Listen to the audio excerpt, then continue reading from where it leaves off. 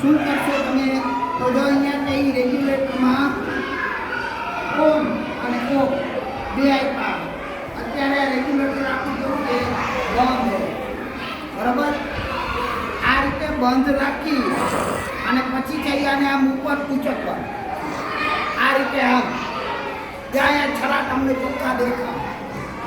આ છરા દેખાય એને આ રીતના આમ ખેંચી અને પછી થઈ અહીંયાથી આમ લઈ જાય અને આમ ઉપર ફિટ કરવા. પછી આને આમ આ જે વ્હાઈટ ભાગ છે એને ખેંચી જ રાખવાનો અને આમ હલાવજો અને થોડોક છે એ વજન દેવાનું.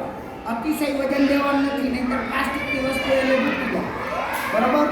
આ રીતે આમ તમે ધક્કો મારશો એટલે બોટલ ઉપર ફિટ થઈ જાય. પછી મૂકી જાઓ એટલે એની રીતે નીચે હટી જાય.